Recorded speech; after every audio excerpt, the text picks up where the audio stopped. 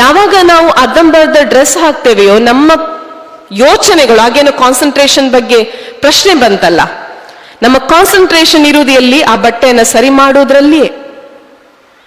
ಇಂತಹದ್ದನ್ನ ನಾವು ಅವಾಯ್ಡ್ ಮಾಡೋದಕ್ಕೆ ಸಾಧ್ಯ ಇದೆ.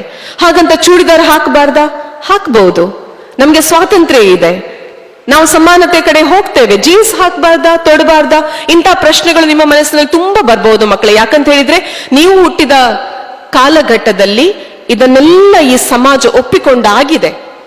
ಆಮೇಲೆ ನಾವೇ ಹೇಳ್ತೇವೆ, ನಿಮ್ಮ ಹೆತ್ತವರನ್ನ ನೀವು ಈಗ ಹೋಗಿ ಕೇಳಿದ್ರೆ ಅವ್ರು ಹೇಳ್ತಾರೆ, ಹೌದು, ನೈತಿಕ ಮತ್ತು ಆಧ್ಯಾತ್ಮಿಕ ಶಿಬಿರದಂತ ಕಾರ್ಯಕ್ರಮಗಳು ಆಗ್ಬೇಕು, ನಮ್ಮ ಮಕ್ಕಳಿಗೆ ಸಂಸ್ಕಾರದ ಪಾಠಗಳು ಆಗಾಗ ಸಿಗ್ತಾ ಇರಬೇಕು, ಅವರ ಟೀಚರ್ಸ್ ಹೇಳ್ತಾ ಇರಬೇಕು, ಕಾರ್ಯಕ್ರಮಗಳನ್ನು ಆರ್ಗನೈಸ್ ಮಾಡಬೇಕು, ಸಂಸ್ಕಾರ ಬೇಕು, ಸಂಸ್ಕೃತಿ ಬೇಕು, ಎಲ್ಲ ಬೇಕು.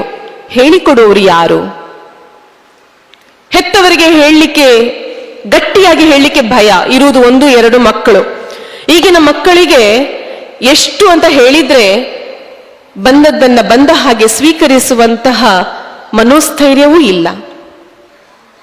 ದೇವರ ಕೋಣೆಗೆ ಹೋಗಿ ಯಾಕೆ ಪೂಜೆ ಮಾಡಬೇಕು ಅನ್ನುವಂಥ ಪ್ರಶ್ನೆ ಕೂಡ ಬಂತು. ನಾನು ಕೇಳ್ತಾ ಇದ್ದೆ ಅದನ್ನೆಲ್ಲ.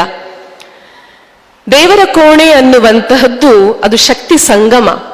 ದೇವಸ್ಥಾನವೂ ಇದ್ದಿರಬಹುದು, ಮನಸ್ಸಿನಲ್ಲಿ ಭಕ್ತಿ ಎಲ್ಲರಲ್ಲೂ ಇರ್ತದೆ. ಆದ್ರೆ ಮಕ್ಕಳೇ, ಯಾವಾಗ ನಾವು ಜೀವನದಲ್ಲಿ ಸೋತು ಹೋಗ್ತಾ ಇದ್ದೇವೆ, ಯಾವಾಗ ನಮ್ಮ ಸಮಸ್ಯೆಗಳನ್ನ ಕೇಳಲಿಕ್ಕೆ ನಮಗೆ ಯಾರೂ ಇಲ್ಲ ಅನ್ನುವಂಥ ಭಾವನೆ ಬರ್ತದಲ್ಲ, ಆಗ ಒಂದು ಕ್ಷಣ ದೇವರ ಕೋಣೆ ಹೋಗಿ ಕೂತ್ಕೊಂಡು ಅಥವಾ ಹತ್ತಿರದ ದೇವಸ್ಥಾನಕ್ಕೆ ಹೋಗಿ ಕಣ್ಮುಚ್ಚಿ ಕೂತ್ಕೊಂಡು ದೇವರ ಹತ್ರ ನೀವು ಕಾನ್ವರ್ಸೇಷನ್ ನಡೆಸಿದ್ರೆ ಆ ದೇವರು ನಿಮ್ಮ ಕಣ್ಮುಂದೆ ಪ್ರತ್ಯಕ್ಷ ಆಗದೇ ಇದ್ದಿರಬಹುದು, ಆದ್ರೆ ನಿಮ್ಮ ಮನಸ್ಸಿಗೊಂದು ಸಮಾಧಾನ ಸಿಗ್ತದೆ. ಅವರಿವರಲ್ಲಿ ಹೇಳಿಕೊಂಡ್ರೆ ಅದೆಲ್ಲಿ ಊರಿಡೀ ಸುದ್ದಿ ಆಗ್ತದೋ ಅನ್ನುವಂಥ ಭಯ ಇರುವವರು ನೀವು ನಂಬುವಂತಹ ಶ್ರದ್ಧಾ ಕೇಂದ್ರಗಳಲ್ಲಿ ಅಥವಾ ದೇವರ ಕೋಣೆಯಲ್ಲಿ ನಿಮ್ಮ ಮನೆಯಲ್ಲಿ 5 ನಿಮಿಷ ಕೂತ್ಕೊಂಡು ನಿಮ್ಮ ಸಮಸ್ಯೆಗಳನ್ನ ಮುಕ್ತವಾಗಿ ದೇವರ ಮುಂದೆ ಹೇಳ್ಕೊಂಡ್ರೆ ದೇವರು ಕೇಳುವುದಷ್ಟೇ, ಊರಿಡೀ ಹೇಳ್ಕೊಂಡು ಬರೋದಿಲ್ಲ. ಧೈರ್ಯವಾಗಿ ನೀವು ಹೇಳ್ಕೊಳ್ಬಹುದು. ಯಾವಾಗ ನಿಮ್ಮ ಮನಸ್ಸು ಹಗುರಾಗ್ತದೆಯೋ ಆಗ ನೀವು ರಿಲ್ಯಾಕ್ಸ್ ಆಗ್ತೀರಿ, ನಿಮ್ಮ ಮುಂದಿನ ಕೆಲಸದ ಕಡೆಗೆ ನಿಮಗೆ ಗಮನ ಕೊಡುವುದಕ್ಕೆ ಸಾಧ್ಯ ಆಗ್ತದೆ. ಈ ಸಂಸ್ಕಾರಗಳನ್ನ ನಮಗೆ ಹೇಳಿಕೊಟ್ಟದ್ದು ನಮ್ಮ ಅಮ್ಮ, ಶಾಲೆಗೆ ಹೋದವರಲ್ಲ, ಅವರ ಹಿರಿಯರು ಅವರಿಗೆ ಹೇಳಿಕೊಟ್ಟದ್ದು. ಅದನ್ನ ನಾವು ನಮ್ಮಿಂದ ಆದಷ್ಟು ನನ್ನ ಮುಂದೆ ಕುಳಿತಿರುವಂತಹ ಮಕ್ಕಳಿಗೆ ಹೇಳಿಕೊಡೋ ಪ್ರಯತ್ನ. ಎಷ್ಟು ಮಂದಿಯ ಕಿವಿಗೆ ಹೋಗಿದೆ, ಎಷ್ಟು ಮಂದಿಯ ತಲೆ ಮೇಲಿಂದ ಹೀಗೆ ಹೋಗಿದೆ ಅನ್ನೋದು ನನಗೆ ಗೊತ್ತಿಲ್ಲ. ಅದನ್ನ ಜೀವನಕ್ಕೆ ಅಳವಡಿಸಿಕೊಂಡ್ರೆ ನಿಮ್ಮ ಅದೆಷ್ಟೋ ಸಮಸ್ಯೆಗಳಿಗೆ ಅಲ್ಲೇ ಪರಿಹಾರ ಇದೆ.